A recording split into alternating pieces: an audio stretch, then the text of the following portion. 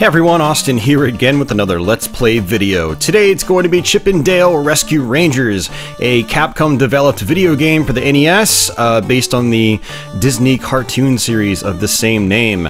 It's actually a really fun NES game. It's not the hardest thing out there, but it definitely goes quite nicely with some other Capcom Disney-based games like DuckTales and Darkwing Duck and stuff like that. This is actually a game I played a lot as a kid. It was probably one of the earliest games I remember playing with friends alongside games like Contra and whatnot. It was definitely a game I played a ton back in the day, and I actually did a previous Let's Play of this many years ago as well, and I think I even did a dedicated long play in my early days of YouTubing. However, those videos are pretty old and they were due for re-records, you know, with better visuals and whatnot going through the AVS console, which is what we're using right now. And so we're going to go ahead and just try to blitz through this game. I'm going to be sort of just skipping through a lot of stuff, skipping all the boxes and whatnot. Not going to be too worried about picking up, you know, your special flower icons and whatnot, which can give you extra lives in the long run. This game just hands out extra lives like crazy. For instance, after every single level that you complete, you go to a bonus stage, and 90% of the time, if not more, you're going to get an extra life out of it. So you're guaranteed almost an extra life after every level, and you get plenty of extra lives during the levels themselves. And so as such, this game really isn't that difficult. If you're the kind of person that, you know, kind of shies away from NES games because they're too challenging, this is the kind of game for you. And we're going to go ahead and just try to blitz our way through it. So before we actually jump into it, as usual, I'd like to give a big shout out to my current Patreon backers. So they're going to flash by the screen. Thank you guys for your continued direct support. Likewise with the recent live stream super chatters and channel members. So they're going to flash by as well. Thank you guys for your direct patronage to my channel. As usual, if you're interested in supporting my show through Patreon, as little as a buck a month will get you my Let's Play videos and whatnot. Any video I post a week early, and your name in the credits, as always. So, but yeah, thanks everyone for that, and let's go ahead and hit the start button and just jump right into it. So you can either play as Chip or Dale. Doesn't really matter. We'll do Dale because I think I played as Chip in my other Let's Plays. But you've got basically jumping by pressing A, and what's really nice about jumping in this game, you can just lightly tap the button. You don't actually have to commit to your jumps like crazy, and you can actually control your jumps mid-air as well. Pressing B next to a box will actually pick it up, and you can actually throw it forward, kind of like so. You can also throw it up by holding up. And a lot of times what I do in these vertical sections is I make sure I have a box in hand as well. Occasionally this little guy will come out, and he basically makes you invincible for a short period of time. Notice how a lot of the areas in this game so far are sort of multi-tiered. You can actually jump through floors and whatnot by holding down and pressing A. And so that's a way to, you know, drop down to a lower level. Now, despite how easy this game is, the hitboxes are kind of large. You'll find yourself taking damage when it didn't actually look like you should have taken damage, and that's going to happen to us probably the most on boss fights and whatnot, and you guys will see exactly what I mean once, you know, once it happens. So you do have to be pretty careful in this game, despite it being a pretty easy game. Now, you've got 3 hit points denoted by the hearts in the top left. And you see, like, that was weird. I shouldn't have actually taken a hit there. That was odd. I threw the box right on top of him, and apparently it did not work. So, but yeah, you get 3 hit points, but there's barely any invincibility frames in this game when you take a hit. And so, as such, what ends up happening is you'll take multiple hits back to back. So this is a boss fight. Boss fights generally have you picking up this red ball here. And I figured out this trick recently, and I think I was watching some speedrunners mess around with it many months ago, actually. It was probably at one of the Games Done Quicks or something like that. Is I found out that you can actually re-grab that ball in the air, which is pretty cool. And that's the bonus stage right there. As far as extra lives are concerned, it's usually in the top center box. So you always want to try to make your way up top to that top center box. But yeah, despite getting 3 hit points in this, you will actually get wrecked pretty quickly if you're not very careful. So, you know, despite the game being relatively simplistic, I don't want to say simplistic because there's a lot going on here. You know, you've got a lot of boxes and stuff like that, and it's really fun, you know, picking up all the boxes, getting OCD about it, as I used to be back in the day. Now I'm just trying to get through this Let's Play about as quickly as possible. So, well, quickly as possible for me. I'm not speedrunning the game, but I am still trying to play at a pretty brisk pace here, so. And boss fight. But one of the fun things about this game is that, you know, it is just a generally fun game, you know, picking up boxes and throwing them and stuff like that, but it's also not a terribly long game. It's got many stages, but they're not usually terribly long, especially if you just blitz right through them. Now, if you're trying to pick up every box and get every flower and find every secret and whatnot, it will take considerably longer, but we're not doing that, and we're skipping through the cutscenes and stuff like that. The cutscenes aren't really anything special. It's just, oh, hey, Chip, hey, Dale, come help me, come rescue me, and that is pretty much it. So, but yeah, so you do actually have bigger objects that you can pick up. Notice that Dale here is actually sweating. You can actually mitigate that by picking up these power potions, and we'll probably get one relatively soon here. And when you have a power potion in hand, a little P icon basically sits above your health bar. And once you have that, you'll actually be able to pick up larger items without being sort of like weighed down, if you will. So a couple parts in the game like this are just, you know, you jump on the spigots, and that is pretty much it. And these pots right here, you don't want to fall into them because you'll die in one hit. And what can actually happen is you can get hit by those bees that come down, or those flies, whatever they are, those insects, and you can actually end up dying in one hit. You'll get hit by them, you'll land in the pot, and then it's toast.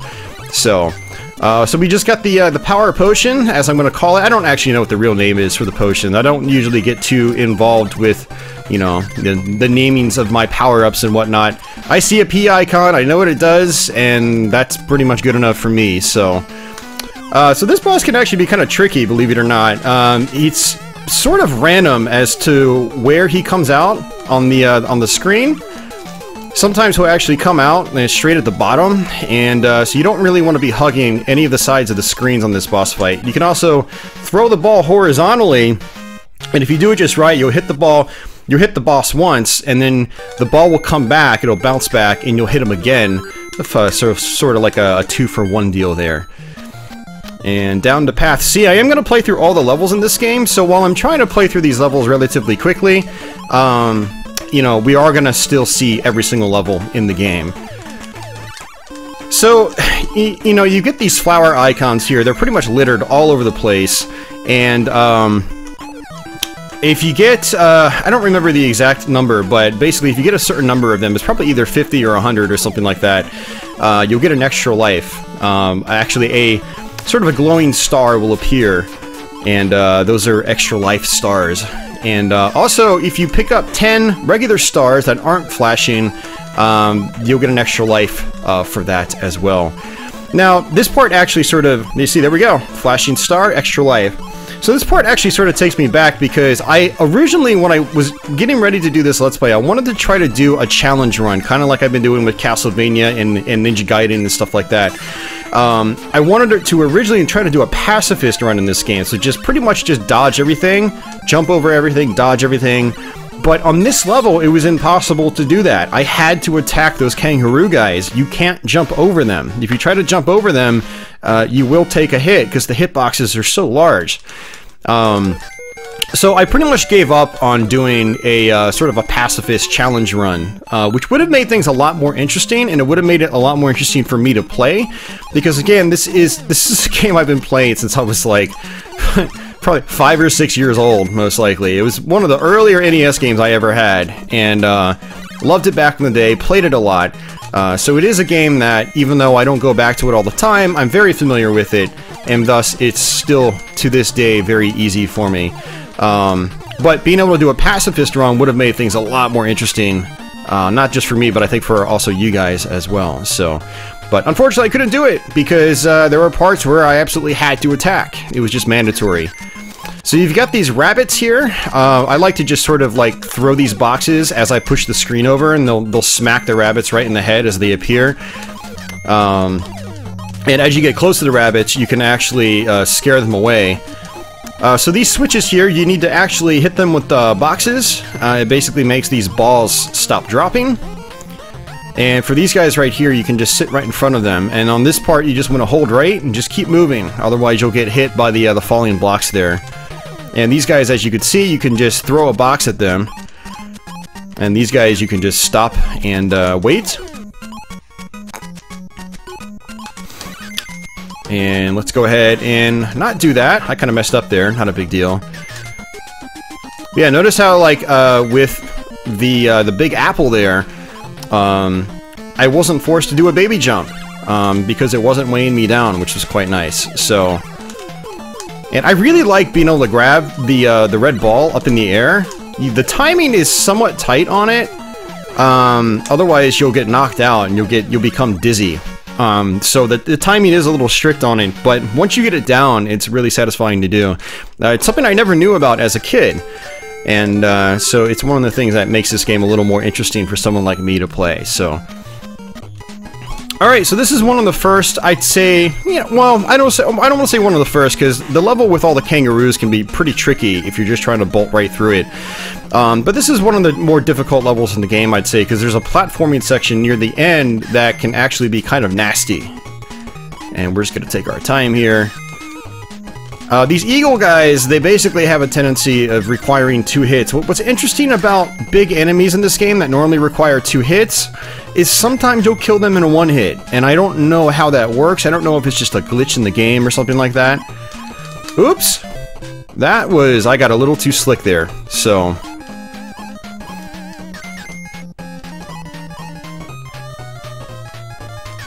So these platforms that come out like this, they have a tendency of being relatively random from what I can tell. But one thing that is kind of nice is that they're usually set at a height to where you can just jump up to the next one, kind of like this. That was close. That was very, very close. But yeah, those platforms are just totally random from what I can tell. They don't really come out at a set clip. It's just, you know, it's kind of a crapshoot there. So you really have to analyze the situation, and that's one of the reasons why that part is one of the tougher areas in the game. I think in one of my previous playthroughs, either my previous Let's Play or one of my dedicated long plays, I ended up dying there quite a bit, unfortunately. But, you know, we only died there once, and that was because I basically just flood my controls. And there was an extra life over here. There we go. So I actually pushed it back off the screen, but it looks like I was still good. It still managed to be in the system memory, and it ended up appearing on the screen. There are a lot of, you know, NES games where, like, things will appear on one side of the screen, and you'll accidentally scroll off the screen, and it'll be gone. And not just NES games. It's a very common thing that happens in a lot of old video games in particular. But it's always refreshing when you see an NES game where you can push something off the screen, but it still remains in the memory, and it still appears. And here's a flashing extra life. You can actually press select, and that brings up your stats. So the P is the amount of lives I have, and that tells me how many stars I have, how many flowers I have. So if you're trying to play for quote-unquote score or something like that, you know, if you're trying to compete with friends or something like that, it does keep track of, you know, all the flowers and stars that you pick up and whatnot, which is kind of neat. We get a hammer here to bust open these rocks, I guess. And always fun. You can even attack enemies with it. But because it's such a short-range weapon, it's very risky.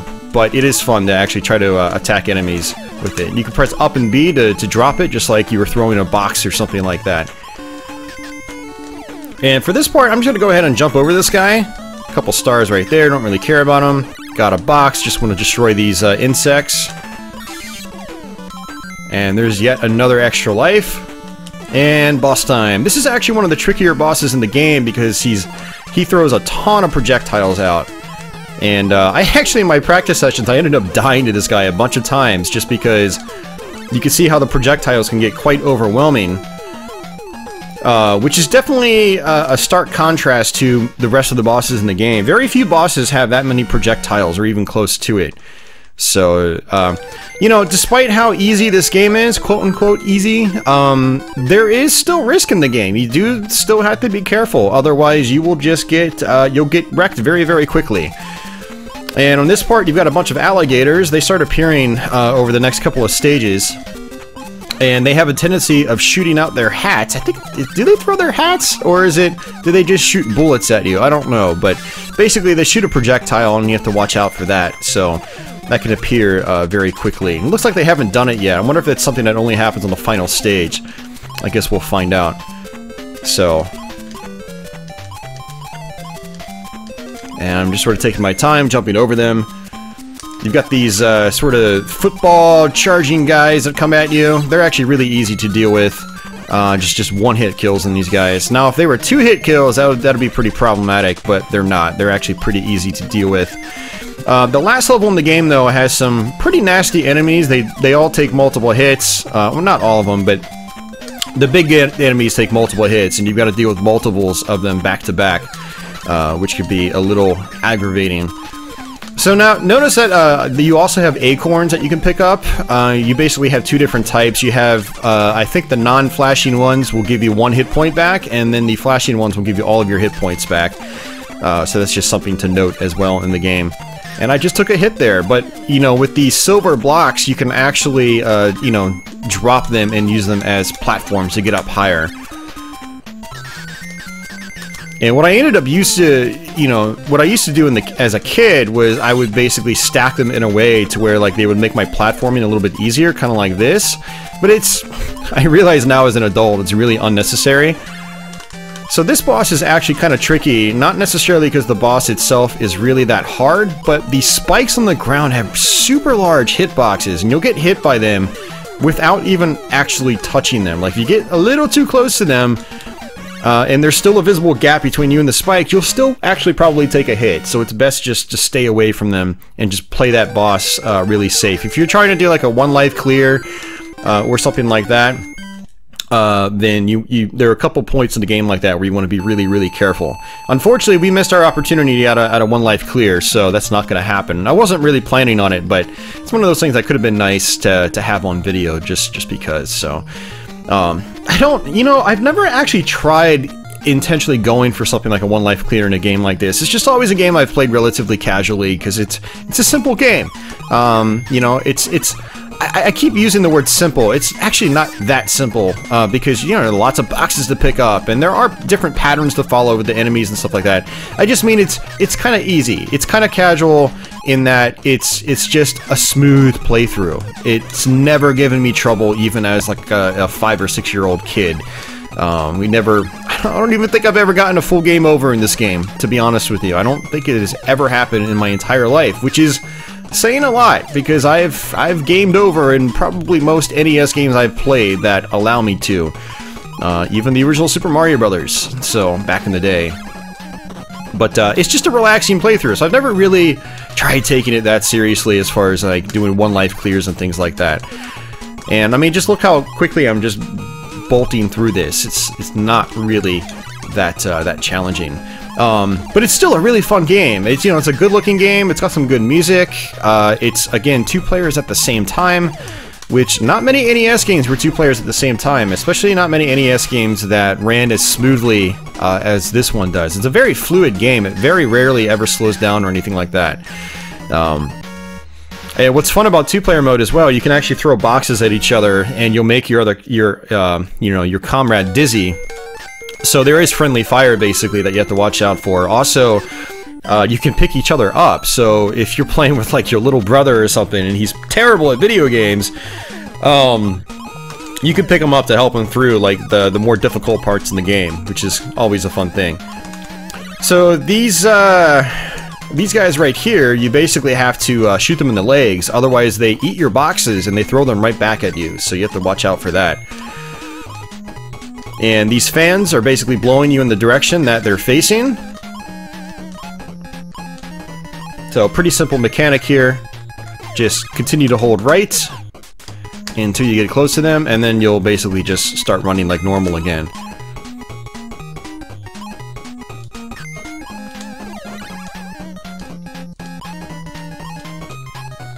And you can just duck and do that.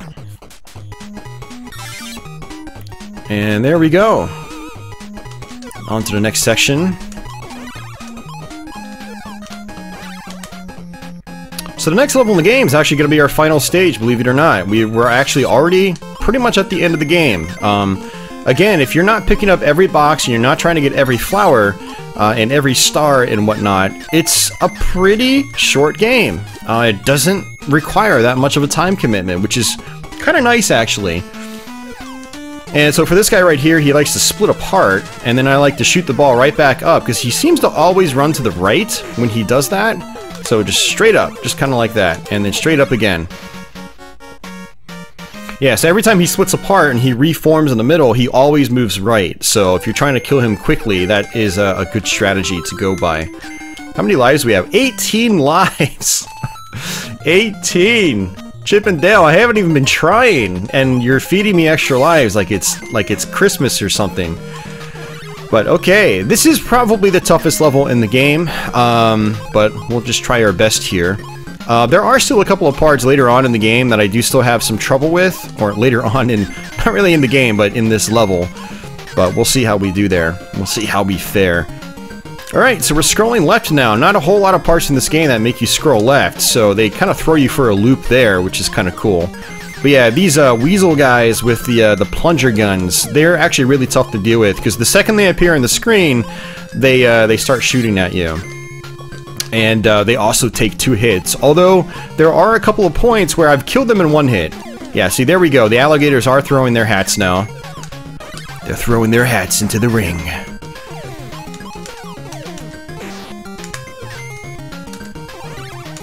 Yeah, so for these guys, it's best to just take your time. You can even just jump over them if you want. And so you can see how if I'm going for every box in the game, you know, things definitely start to take a little more time. Kind of like this, but I really have no reason to do that. Let's go ahead and flip these switches to disable the axes. And this is where... See, look, I just killed him in 1 hit, and I have no idea why. I have no clue why. And we have to be relatively careful here if we want to get all of our health back. Let's go ahead and grab all these boxes, because after this section, it's the final boss. And the final boss is pretty easy, for the most part. So, you know, he really shouldn't be that much of a trouble.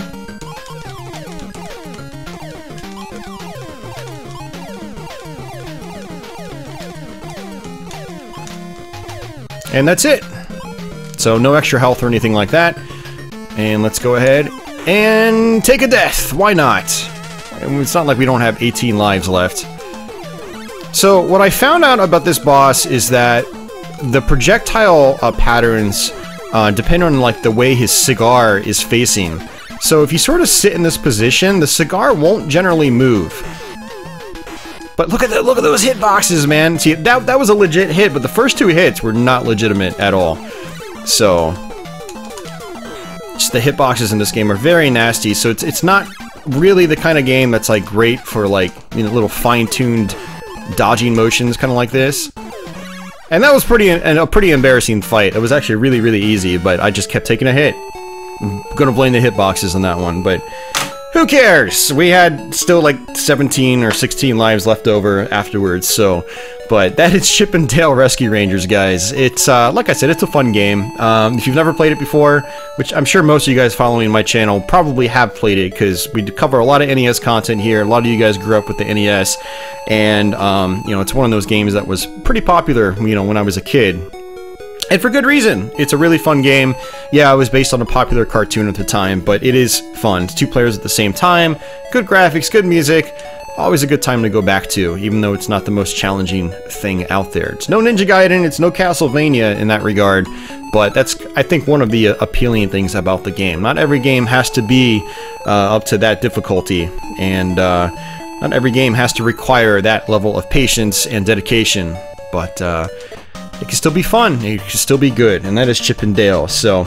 But alright guys, I don't really have a whole lot else to add here. I will try to do part 2 sometime, actually. I've never ever beaten that game, and I've heard it's not anywhere near as good as the first game, but it is something I need to do. I know some of you guys out there probably want to see me go through that. Same with DuckTales 2, haven't done that yet.